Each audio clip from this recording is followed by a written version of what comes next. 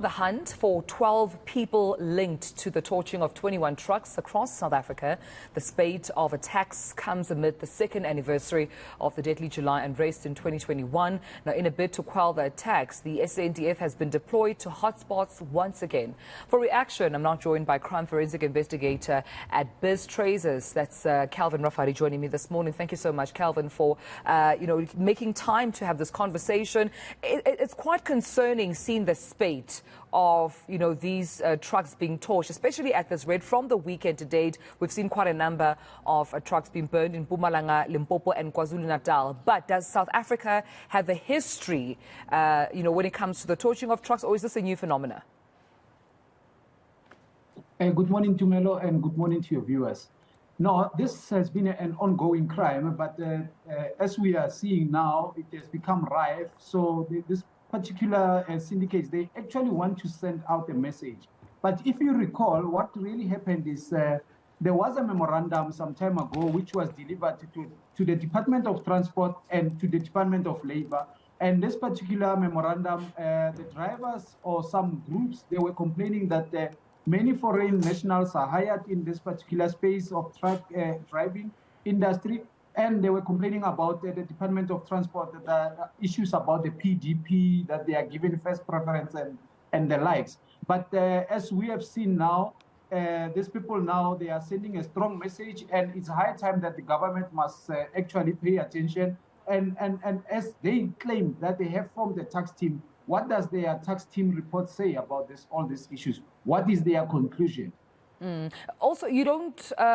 So you attribute the torching of the trucks purely to just this, concern, this grievance regard foreign nationals being hired, protesters, often saying that it's cheap labor for these logistics companies, these trucking companies to, employ foreign nationals. Don't you think there could be other elements as well of criminality? There are syndicates involved. I don't know, perhaps a sabotage due to competition on these roads and, the different companies that also own trucks and use these highways. Are there other elements that perhaps we can consider as also possible motives?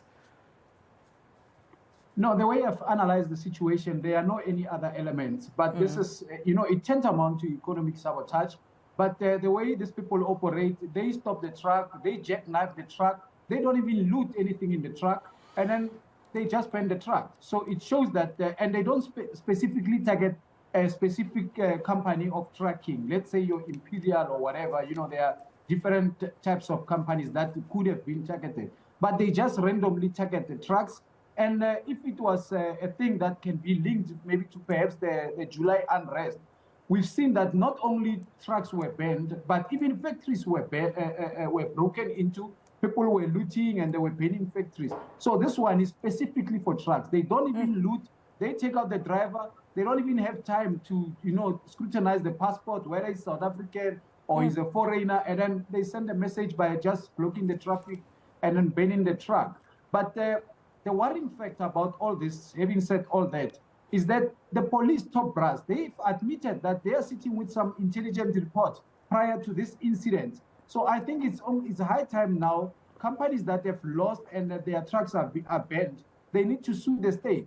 Solely for the reason that they need to send out a strong message that police have failed on their fiduciary duties to either deploy the military prior to this incident, or even protecting this particular incident to happen, because they claimed yesterday that no, don't worry, we've been sitting with an intelligent report. So if you sat with that the so-called intelligent report and you didn't take action, then the truck owners, they must sue them. Quite interesting. Why was the sort of like remedial action more reactionary as opposed to preventative, is the point you're making, Calvin. The deployment of the SANDF, do you think this is the solution to what we're seeing right now on our highways with the torchings of trucks? Is it sustainable? Is it temporary? Will it yield the results in terms of getting us to the masterminds behind, of course, these truck torchings? Look, there are two factors in this thing. With the SANDF, it's more like they're going to be guarding and be visible on the routes that are hotspots. But I'm very worried about also the top brass saying that they've identified 12 people but they're still investigating before they can apprehend those suspects. Now, most of what has been used as a tool of crime in those incidents, there were cars that were used to drive these syndicates to go and stop these trucks. Now, there are cell phones, and surely those cell phones, they could be a throwaway phones, you know, like your Chinese cheapest throwaway phones, and then there's guns that were used. Immediately you become aware of such a Schedule 6 offense. You get a search warrant, you go and apprehend those suspects so that you find them in possession of those instruments that were used also to commit this crime, so that you can place them to the scene of crime. But if you come on media and are letting them that I know what you did last night, you know, like with the Siki Mufumadi ESCOM intelligence report, he went there and said, no, I know which ministers are involved. So it's more like you are scaring them away. I know what you did last night. They were by now supposed to have been fingerprints processed, cell phones taken, and cell phone dumps used in link to place them on a scene of crime, not to scare them away. But with the SANDF, just to answer your question, they will just be there at the hotspots. But the real mastermind, they need to be arrested with immediate effect and not be investigated.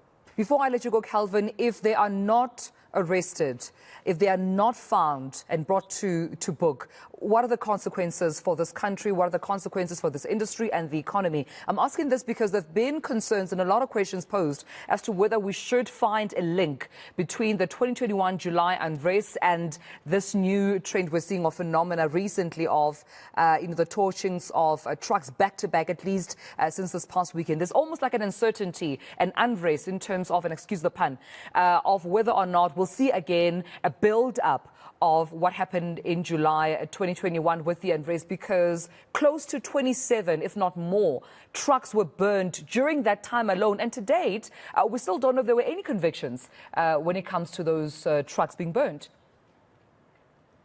Yes, it has become a norm that there are no consequences or actions that are taken. But, you know, police sometimes, if they feel the pressure, they can even arrest the wrong people for that effect. But like we always say, what is this more disturbing in the subs organization is the infights of the top brass, because their fights, they affect the grassroots, the people on the grass as well, and they affect the community and the likes. Like, look at now, they say they were sitting with an intelligence report. And remember, the Commissioner of Police, the last time we checked, it didn't even have a security clearance to even analyze a security report or even table it in Parliament. So, you know, those are the things that they need to sort themselves out so that they can know how to deal with crime. So what I'm saying is, it won't be the first time. We were told on AKA matter, we were told on the July unrest, the Senzo case, and Soweto tavern shootings, that now people will be positively linked and arrested, and nothing happens. That's why now we are calling to say, those truck owners, for the statement they had from the top brass, let them sue the state. It's high time that now the state needs to wake up and do their job and fiduciary job and duties as well. Calvin, we'll leave it there. Thank you so much for your time this morning. Crime Forensic Investigator at Bizztracers. That's Calvin Rafadi joining us on the torching of trucks. The spate, of course, we've seen since weekend to date. Quite a number of them from Mpumalanga, Limpopo and KwaZulu-Natal as well. Quite concerning. However, we know the deployment of the SANDF has taken effect, and this to, of course, help guard those trucks as they use those major highways.